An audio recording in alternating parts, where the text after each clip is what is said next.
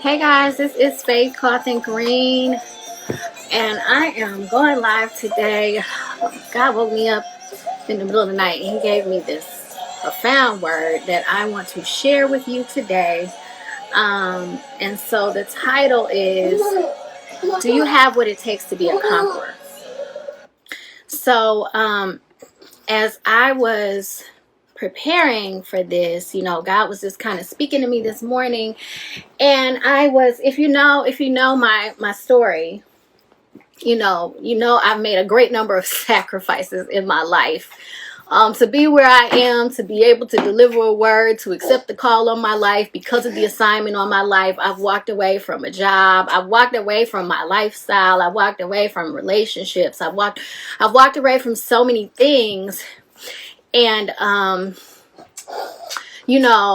I've made so many sacrifices in my life because of that. And some days, like I said, because I live off of faith, some days I'm like, all right, God, where the gas money coming from today? God, where the diaper money coming from today? God, where we eating today? How we eating today? Where the groceries coming from today? And God said something to me this morning.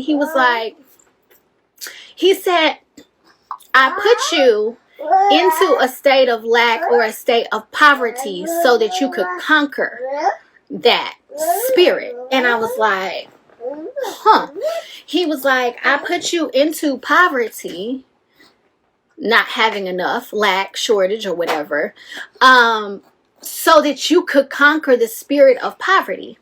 And so I was sitting with that, and He said, you know how, if you listen to me a lot, I always say we've all been called to become an answer to a problem in the earth. And so when I was thinking about that, if you listen to the last live I did where I was saying the struggle isn't real, because every struggle every hardship, every situation in your life is crafted by God for His specific purpose. And so He was like, I've kept you in this space so that you could take down the spirit of poverty and conquer it. And He said, I created everyone in the earth is supposed to be conquering something. He said, every situation, every scenario that I put my people into is for them to conquer a system, a spirit of brokenness, a broken perspective, a way that we operate that's not in alignment with God, and to take us back to the origins of where God designs for us to be. So here's the question that I want to ask you guys. How many systems has God called you to conquer that instead you came into agreement with? And so when I think about that, I'll just give you an example. Let's just say we're talking about poverty, not having enough, lack, shortage, whatever you want to call it. God was like, I can't take you into prosperity until you've conquered poverty. And I was like, okay, so here's the thing. What many of us do is we get caught up in that space, and instead of operating in full obedience to God to figure out how we get out of that space, we struggle with the space.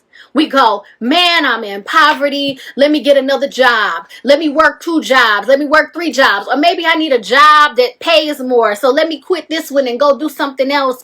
And I was saying this the other day, that we got to stop teaching our kids job culture and start teaching them purpose culture, because too many of us are outside of our purpose and not on the post where God has for us to be. So we haven't become the conquerors that we were meant to conquer. This is why the world is so out of whack, because each of us was meant to come forth and conquer something that goes against the kingdom of God. Watch.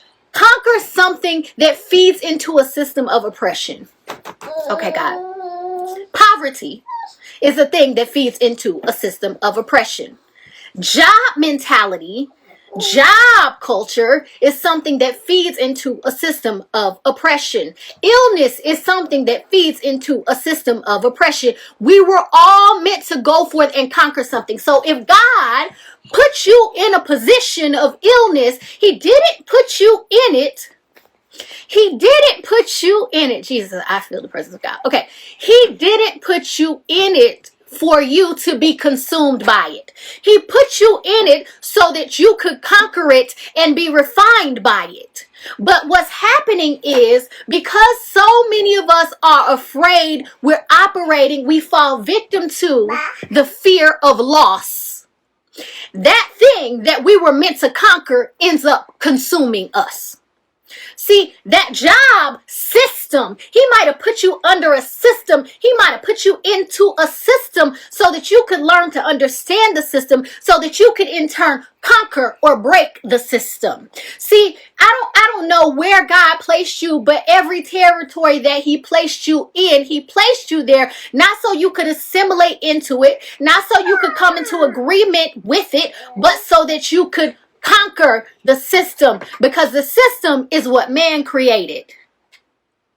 That's the system of law. We wonder why the law don't work for us. Why? Because we're trying to operate under it instead of conquer the brokenness of it. This is why I say it's so important to operate under the Spirit of God, under the full obedience of the Spirit of God, because the only way that you can go through and conquer something is if you allow the Spirit to direct you on how, first of all, why you're there. You first got to understand, why am I here, God? Why did you place me here? Yep, you might be there to get provision for your family for a season, but that's not your primary purpose for being there. Your primary purpose for being there is so that you can understand a system, so that you can bring change to a system, so that you can conquer a system, so that you can bring about. You see, the problem is, like I said, we've assimilated. Watch this. So church has come into agreement with the system of money. Church has come into agreement with the system of politics. Church has come into agreement with the system of law. This is why the system is influencing the church and not the church influencing the system, because we were meant to be conquerors. Watch this. We're supposed to follow in the footsteps of Jesus, right? We were created in his image. Jesus was sent to conquer death. He came and he conquered death so that forever and ever going forward, we don't have to fall to be consumed by death. So the system, watch this. So let me see if I can find it. I think it's in Exodus. When God tells the children of Israel, this is Exodus chapter 14, this is verses 13. This is verses 13 and 14. It says, "But Moses said to the people, 'Do not fear. Stand by and see the salvation of the Lord, which he will perform for you today. The Egyptians whom you have seen today, you will never see them again ever. The Lord will fight for you while you keep silent.'" See, they were put into a system of oppression, not to fall under the system, but to conquer the system. This is also, I talked about this on my last live, why when Moses fell victim to the people, why he couldn't go to the promise, because he was supposed to be the one to lead them into conquering the system, but he kept shrinking down beneath the people. So the Israelites stayed in a system of oppression, even once they were delivered from. God sent Moses to lead them out of the system of oppression. And when they get into the wilderness, they're out of the system of oppression. But they didn't break the mindset of the system of oppression. You know why? Because they didn't understand the purpose of why they had been in that system of oppression. It was so that they could overcome it. So here it is. They've literally been delivered from slavery. And when they get delivered from slavery, because their mindset didn't get delivered from slavery, they're still operating as if they are slaves in the wilderness, which is why they never got to go into, most of them, never got to go into the promise. So here's the thing. We're meant to be conquerors of a system. That enemy, when he said, "This enemy that you see before you today, you will never see again," that was God's plan. For them to never have For them to never have to fall victim to the system of oppression, for them to never have to be consumed by that system of oppression again. But what happened? They took the oppressive mindset with them. They didn't understand what the purpose was. They didn't understand that they were put there to conquer the system. So then God is saying, I'm delivering you. Look, you've seen this enemy. I've delivered you from this enemy. I've delivered you from this poverty. I've delivered you from this slavery. I've delivered you from being a borrower and not a lender. I've delivered you from illness. I'm trying to bring you into deliverance, and you trying to go back into oppression. And you don't even understand that it's your broken mindset, your lack of understanding of who I am and what I'm trying to do through this situation that's actually keeping you oppressed. You think it's your circumstances that keeping you oppressed. That's not what's keeping you oppressed. What's keeping you oppressed is your mindset, your inability to walk by the Spirit, your inability to connect with me, your inability to allow me to lead you. That's what he was trying to get them to do in the wilderness. He's like, okay, now I brought you out of this system of oppression.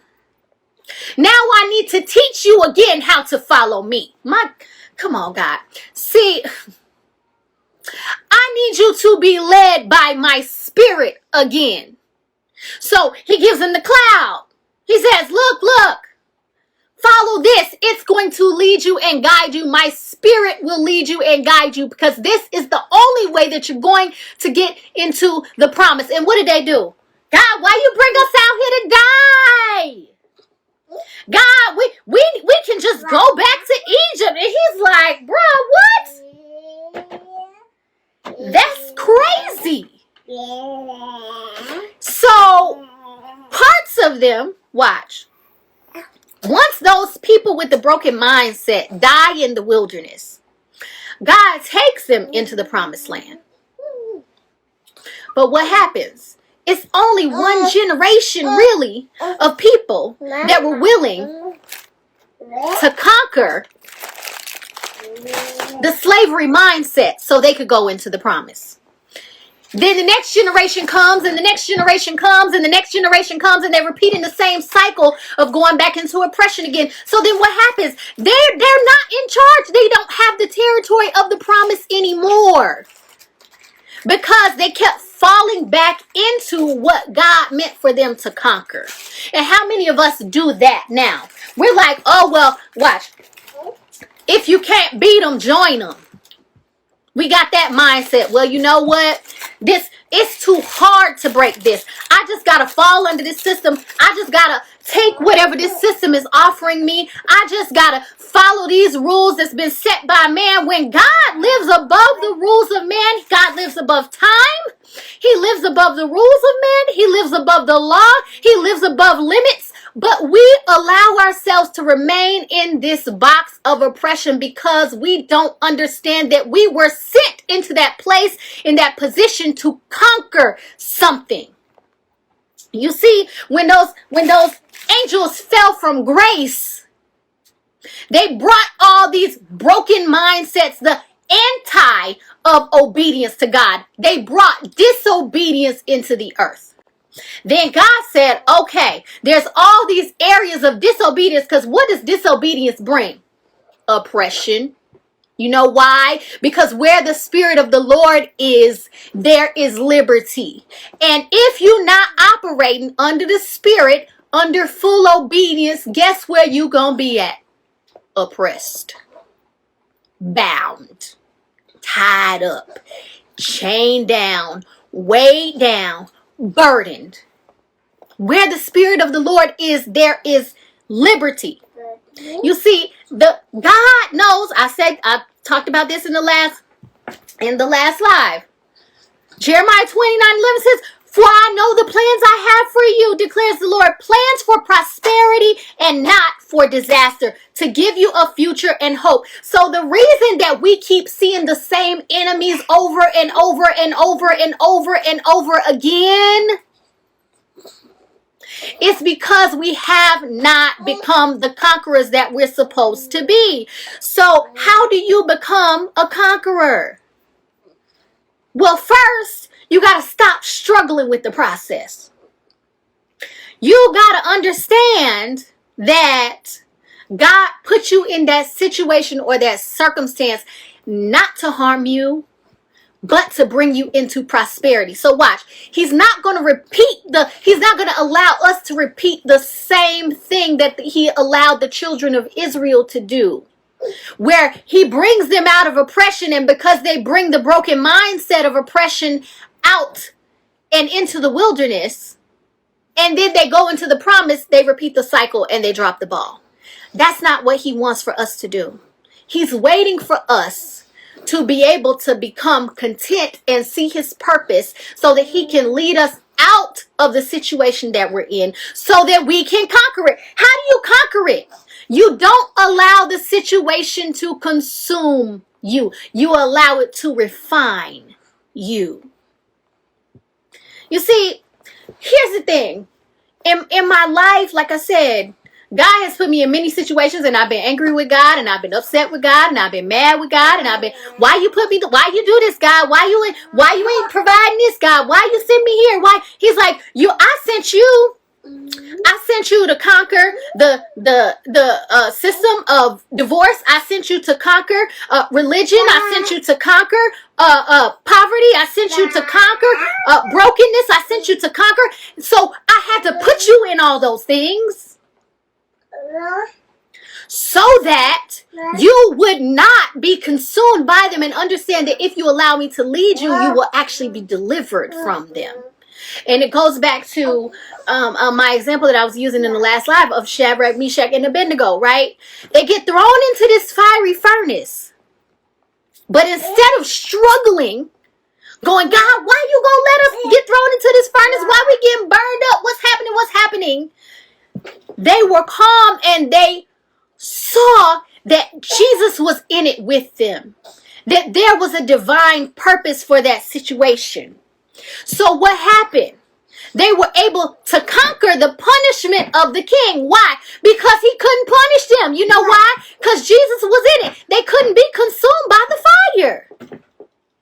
But too many of us get in our situation, in our circumstance, and we allow it to consume us, and we get angry with God, we get frustrated with God, and we miss the entire point that we were supposed to break a chain to bring deliverance to a generation of people. But instead, we assimilate into the system, and we become a part of the matrix. So not only are we not becoming conquerors to break the system, now we become a part of the system, which means we become a part of the problem. Because as soon as you assimilate into the system, baby, you're a part of the problem and not a part of the solution. So we've assimilated, we've allowed ourselves, why? Because we're afraid to lose stuff. But his word says, Luke 17:33 says, whoever strives to save his life will lose it, and whoever loses his life will keep it. You see, you gotta be willing to lose some stuff in order to conquer some stuff.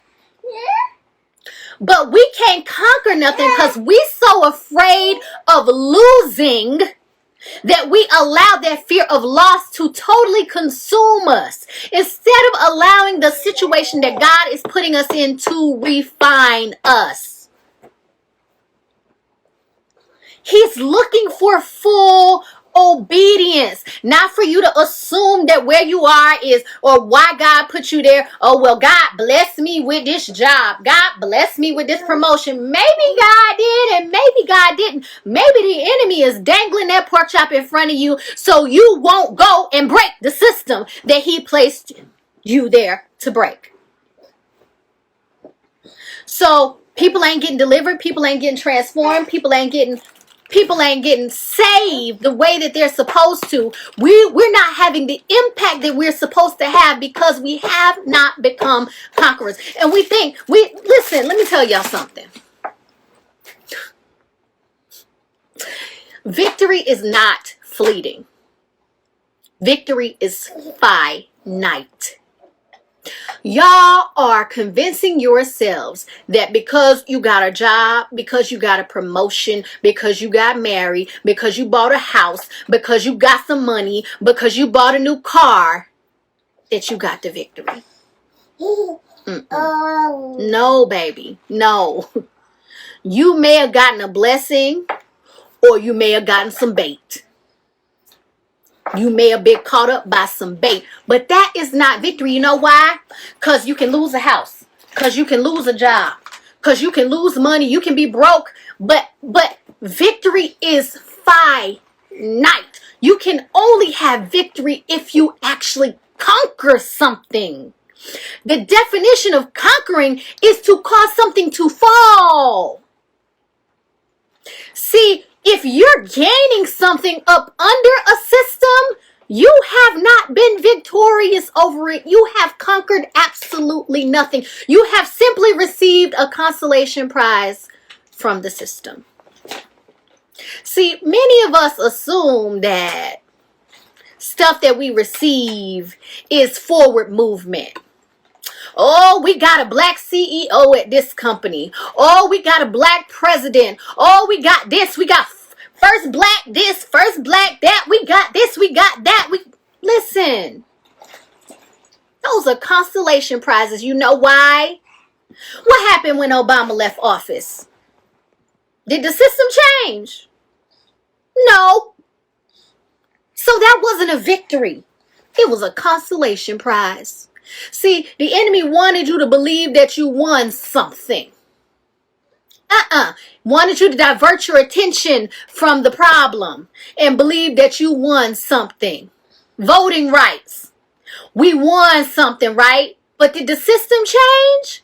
No. You know why? Because it was a consolation prize.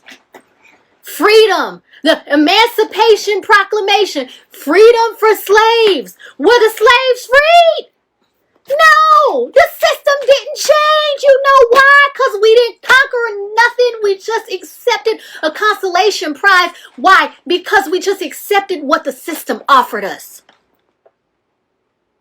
But how are you supposed to go in and conquer the system? I'm not talking about fighting the system. See, there's the battle and then there's the war. See, and too many of us don't want to go into the war. We okay with fighting a battle here and there. But we don't want the war. See, in order to conquer, you have to lean into the war. If you run it from the draft, you ain't never going to become a conqueror. If you run it from the draft, you like, let them other people go over there and fight. I'm going to sit over here. I'm going to accept my consolation prize. I'm going to just take what I've got, this territory that I've got. Watch this. You know what's so funny about the enemy when he tempts Jesus in the wilderness? I thought it was so laughable because I said, is he offering Jesus territory that already belongs to him anyway? And that's exactly what the system is doing, and we ain't paying attention. We're being offered territory that God has already granted to us, and we're accepting it like we won something. And the enemy is just handing us over little pieces. Let's just say your territory is 40 acres and a mule. But you just happy to get 1 acre. Oh, I got this 1 acre. And the enemy is laughing at you, going, I gave them that 1 acre. They don't even know that this whole 40 acres belongs to them. Where are the conquerors? Where are the people that's willing to put their life on the line to win the war against the spirit of darkness? Against the kingdom of darkness. Where are the conquerors? We are missing our position. We are missing our call. Because we've assimilated under a system and we have accepted what has offered us, not understanding that all the territory was already granted to us. It already belongs to us. And I'm not talking about black people and white people, Spanish people. I'm talking about people of God. I'm talking about the kingdom of God. We don't have the influence, the territory, the resources, the provision that we're supposed to have because we don't understand what we were sent for, because we don't understand our purpose, because we don't understand our authority, because we don't understand our identity. So how you gonna be a conqueror? Everybody running around, I'm more than a conqueror through Jesus Christ. No, you ain't. You losing every day. You lose it every day because you don't even understand that you're just assimilating under a system that's giving you constellation prizes every single day, and you accepting them. God is not a small scale God. He is not a God of limits. God's prosperity looks far greater than what we've convinced ourselves it looks like. So because we keep accepting the matrix, because we're afraid to step outside of ourselves, because we're afraid to step outside of our comfort zones, because we're afraid to take a leap of faith, because we're afraid to trust God, because we're afraid to walk by His Spirit, because we're afraid to go against the status quo, because we're afraid to disrupt some stuff, because we're afraid to ruffle some feathers, we are losing every day.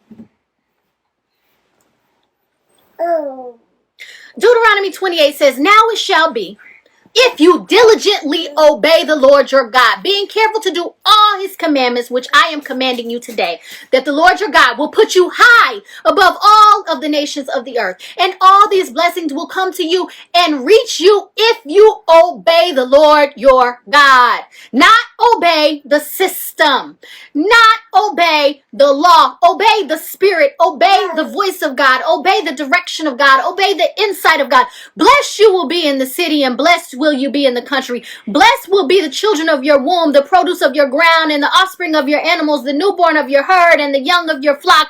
Blessed will be your basket and your kneading bowl. Blessed will you be when you come in, and blessed will you be when you go out. The Lord will cause your enemies to rise up against you and be defeated by you. They will go out against you one way and will flee at your presence in 7 ways. The Lord will command the blessing for you in your barns and in everything that you put your hand to, and He will bless you in the land that the Lord your God is giving you. The Lord will establish you as a holy people to Himself.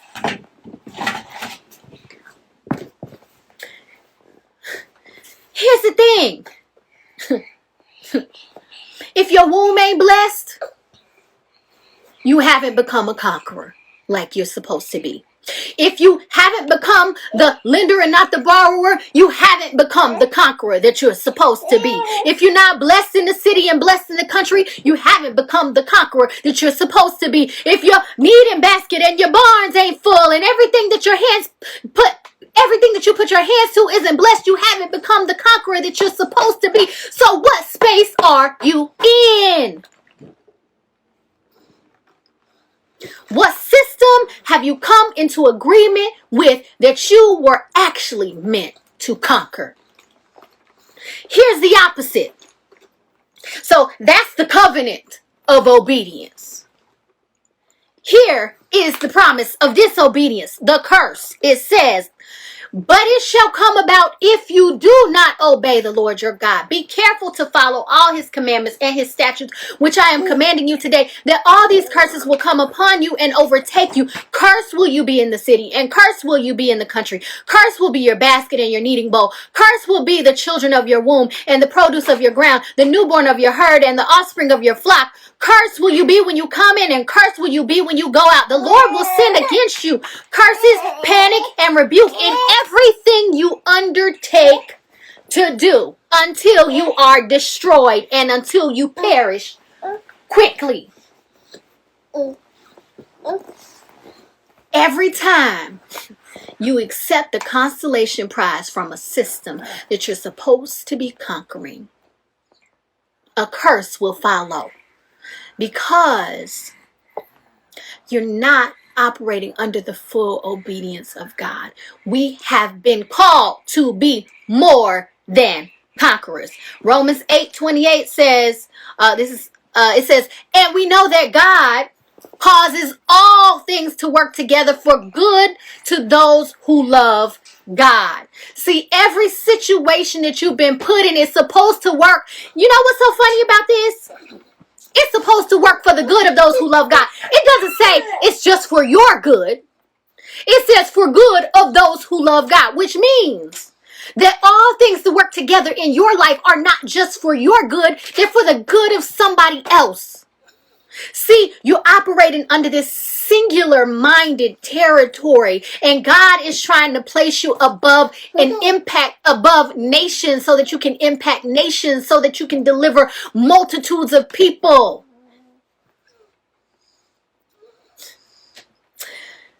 For those whom he foreknew, he also predestined to become conformed to the image, watch, of his son. See, his son was sent to conquer some stuff. Jesus conquered death. Jesus conquered persecution. Jesus conquered religion. Jesus conquered the law.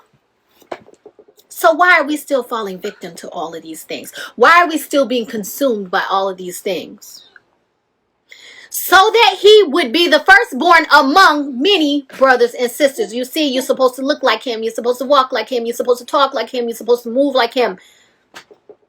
So you can be his sisters and his brothers. And these whom he predestined, he also called. And these whom he called, he also justified. And these whom he justified, he also glorified. What then shall say to these things? If God is for us, who is against us? He who did not spare his own son, but delivered him over for us all, how will he not also with him freely give us all things? Listen, and then verse let me go down.